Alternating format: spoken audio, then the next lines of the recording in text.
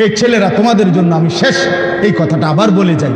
এই শব্দটার তাফসীর আমি আজকেও পড়ছি, তাফসীরে কুরতুবিতে, তাফসীরে ইবনে কাসিরের মধ্যে আছে।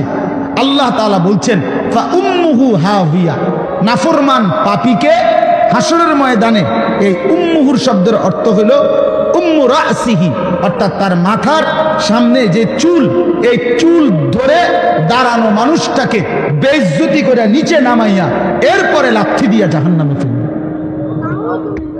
এইটা অর্থ।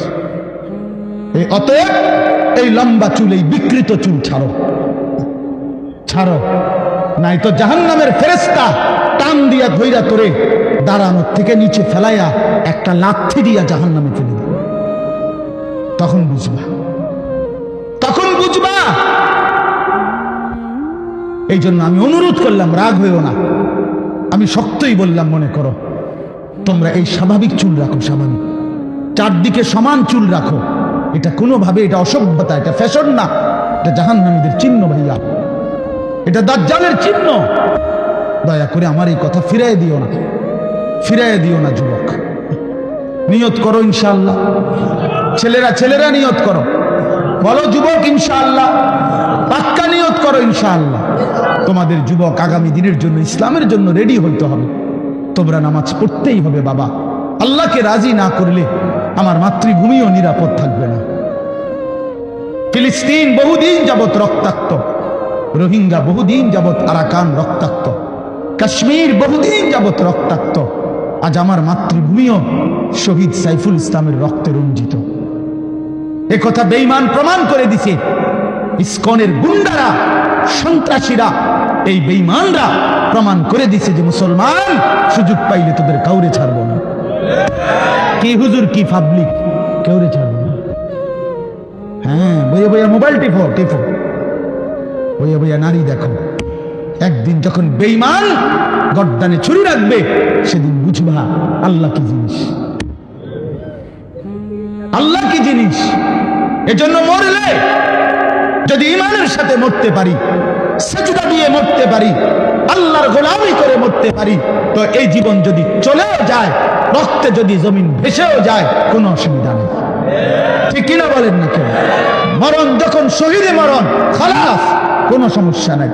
ঈমানের মৃত্যু ব্যর্থ না, শহীদের মৃত্যু ব্যর্থ না। কিন্তু যদি নাফরমানির মৃত্যু হয়,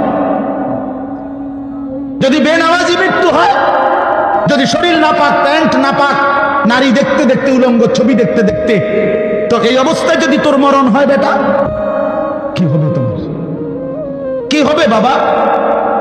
এই জন্য দয়া করে আখিরাতের জন্য প্রস্তুতি নাও। এই জন্য সারা পৃথিবী জুড়ে তারা জিহাদ ফি সাবিলিল্লাহর বিরুদ্ধে, আল্লাহর রাস্তায় যুদ্ধ, এর বিরুদ্ধে জঙ্গি, উগ্রবাদী, টেরোরিস্ট, সন্ত্রাসী ইত্যাদি বহু কিছিমের অপপ্রচার করে লাগাতার অব্যাহত এই পরিমাণ বলতে থাকছে যে অনেক মুসলমান সাধারণ মানুষ পর্যন্ত এটাকে ভয় পাইতে শুরু করছে।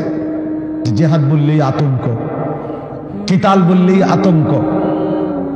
অথচ কোরআনুল কারীমের প্রায় 600-র চাইতে বেশি আয়াতের মধ্যে আল্লাহ তাআলা জিহাদ ফি সাবিলিল্লাহর কথা বলছেন।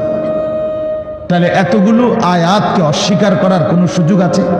বলেন, কিভাবে অস্বীকার করে? কোরআনুল কারীমের একটি শব্দ কেউ যদি অস্বীকার করে, তাহলে তো সে কাফের, সে তো বেঈমান। তাহলে কোরআনুল কারীমের মধ্যে আল্লাহ তাআলা বারবার এই কথা স্পষ্ট বলছে।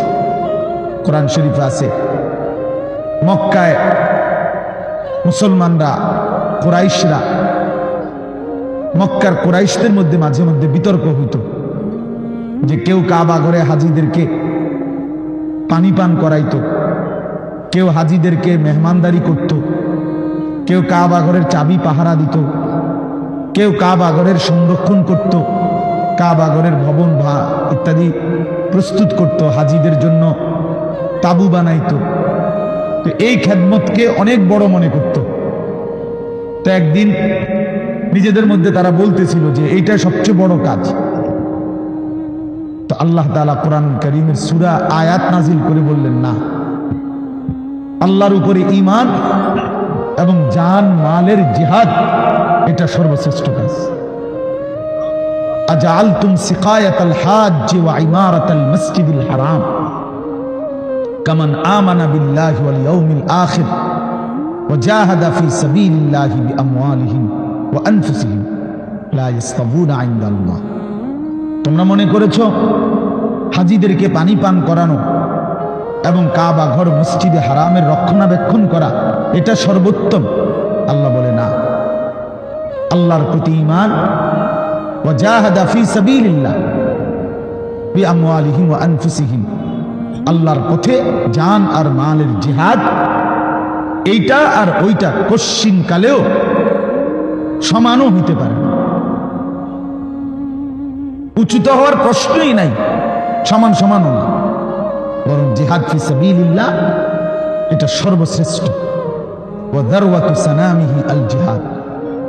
আল্লাহ নবী সাল্লাল্লাহু আলাইহি ওয়াসাল্লাম বলেন, ইসলামের সর্বোচ্চ চূড়া জিহাদ ফি সাবিলিল্লাহ। কি বলেন? সবাই বলেন, ছেলেরা বলো ভাই, এই শব্দটা বলো, জিহাদ ফি সাবিলিল্লাহ। আজ তোমরা ভুলে গেছো। আজ অসংখ্য যুবক ছেলে, কিশোর ছেলে জানেও না এইসব। 16, 17, 18 বছরের ছেলেরা রাসূলুল্লাহ সাল্লাল্লাহু আলাইহি ওয়াসাল্লামের জামানায় পুরা দমে যুদ্ধ করছে।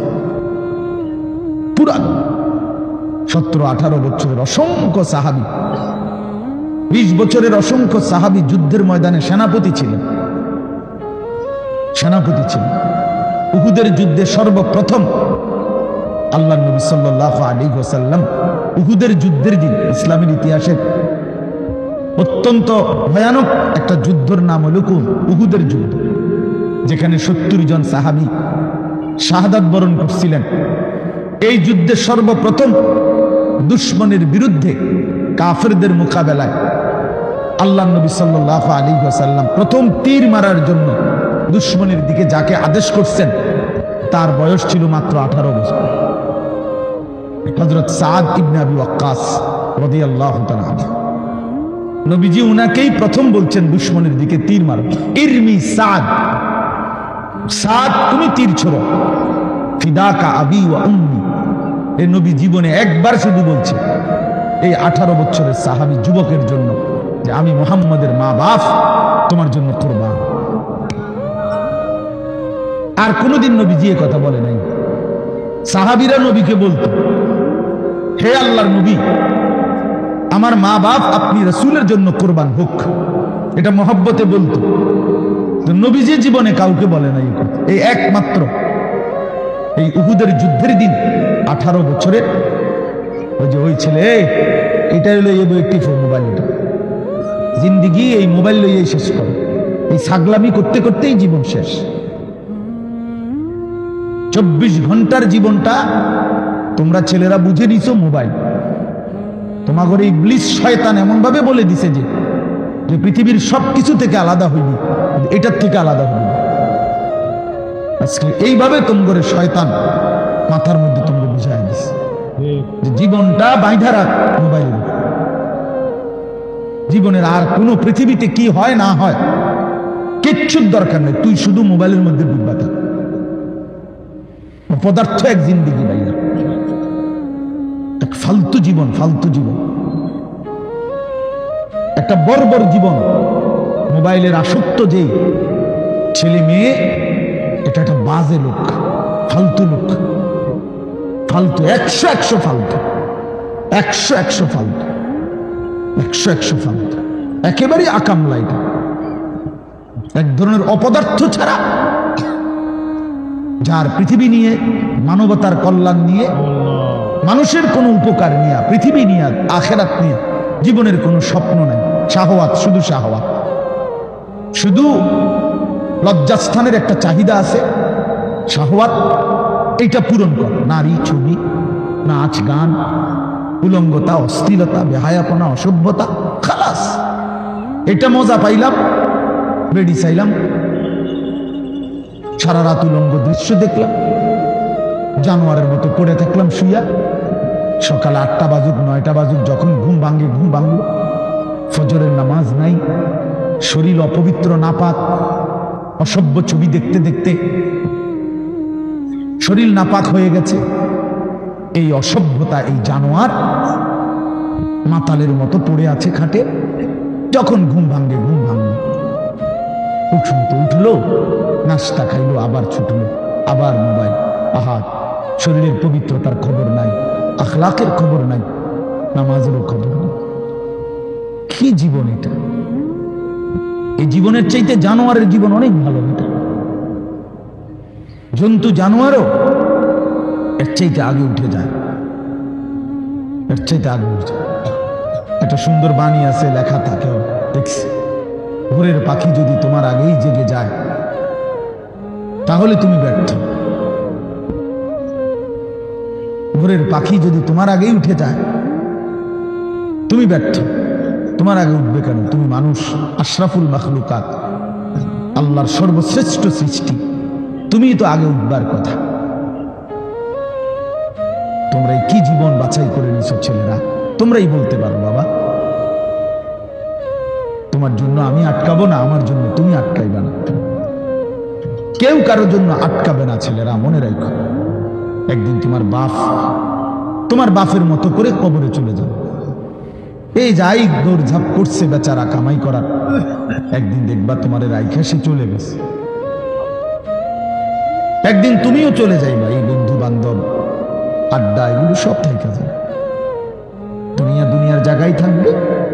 তুমি মরবা যেদিন, আমি মরবো যেদিন, সেদিনও সূর্য উঠবে, চাঁদ উঠবে, পৃথিবীর এই ব্যস্ততা থাকবে, মানুষের দৌড়ঝাঁপ থাকবে, দোকানপাট সব খুলবে, বাজার ব্যবসা চলবে, শুধু আমি নাই। শুধু কি